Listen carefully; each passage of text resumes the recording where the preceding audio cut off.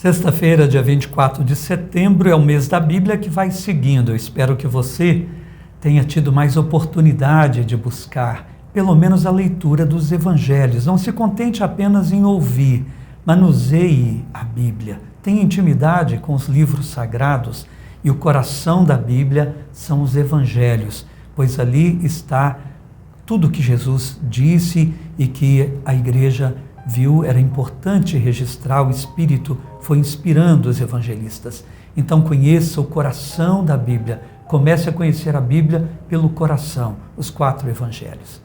Vamos então ao evangelho de hoje, Lucas 9, versículos de 18 a 22. Em nome do Pai, do Filho e do Espírito Santo. Amém.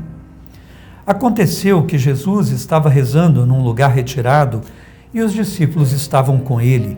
Então Jesus perguntou-lhes: quem diz o povo que eu sou? Eles responderam: uns dizem que és João Batista, outros que és Elias, mas outros acham que és algum dos antigos profetas que ressuscitou. Mas Jesus perguntou: e vós, quem dizeis que eu sou? Pedro respondeu: o Cristo de Deus.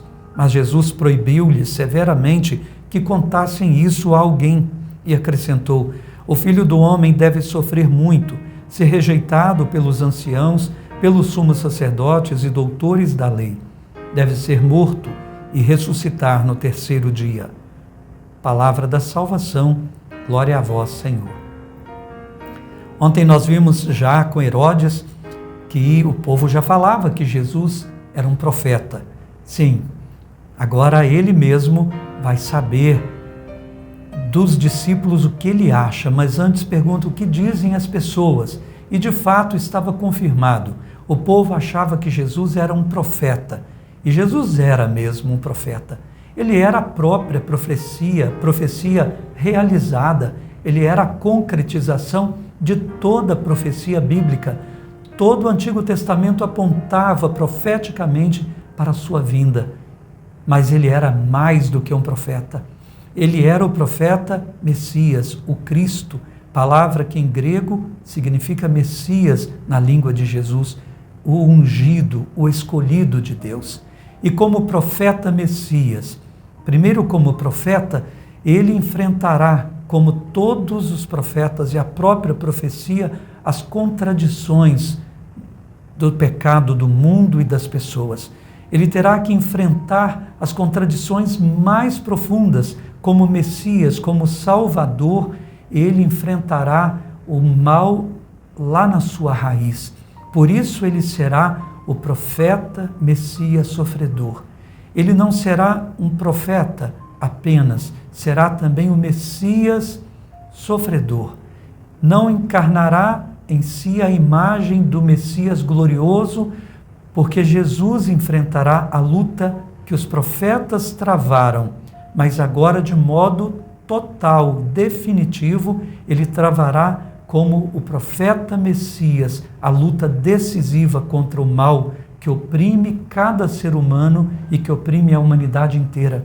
Ele travaria a luta titânica do embate da cruz. Por isso ele seria o Messias sofredor, porque no seu caminho profético e no seu caminho de Messias Salvador, ele enfrentaria o próprio demônio, a morte, as consequências do pecado do homem. Por isso não teria como ele ser um Messias apenas glorioso, político, como depois vemos os discípulos acreditarem que inicialmente ele tratava de ser assim. Eles se enganariam, por isso ainda não estava na hora de anunciá-los. Jesus os proibiu porque eles não estavam prontos. Embora tenham confessado a ele como Messias, eles ainda o compreendiam de um outro modo. Não sabiam da sua luta titânica para salvar o mundo. Naquele momento do Horto das Oliveiras e durante toda a sua vida, mas que teve o auge ali, ele começou o grande combate que ele deveria travar. Ali ele venceria por nós. Por isso, o Messias sofredor. Por isso não há caminho para a ressurreição, para Jesus, sem o enfrentamento da cruz. Isso foi muito difícil para os discípulos entenderem, mas quando entenderam, eles compreenderam então que Jesus não amava o sofrimento, mas que o enfrentava por nós nas suas raízes mais profundas, que é o pecado que maltrata a vida de cada pessoa e que destrói a terra, que destrói a humanidade, que causa todos os males que existem nessa terra. Rezemos, meus irmãos, para que a nossa compreensão de quem é Jesus, a pergunta mais importante que a pessoa tem que fazer, que o mundo precisa fazer, seja bem respondida por nós. Que não tenhamos uma ilusão sobre Jesus, sobre Deus. Quem é Deus? Essa é a pergunta fundamental. Mas para responder quem é Deus, nós teremos que responder quem é Jesus, porque Deus se revelou em Jesus. Quem é você? O que veio fazer nesse mundo? Qual o sentido da vida? Todas essas perguntas fundamentais, elas estão contidas na resposta à pergunta: quem é Jesus? Pai do céu, nós hoje estamos diante dessa pergunta que nunca se calará. O mistério a ser decifrado sempre, inesgotável e perene. Resposta fundamental e portadora de vida, da vida verdadeira, da liberdade e da felicidade que tanto buscamos. Ajuda-nos a ouvir o Teu Filho, a seguir ao longo de todo o caminho na vida e irmos assim descobrindo quem é Jesus Cristo. Deus que revela o Senhor, Pai do céu, a nós, que revela-nos a nós mesmos. Amém. O Senhor esteja convosco. Abençoe-vos o Deus da vida, Pai, Filho e Espírito Santo. Amém. Até amanhã, se Deus quiser.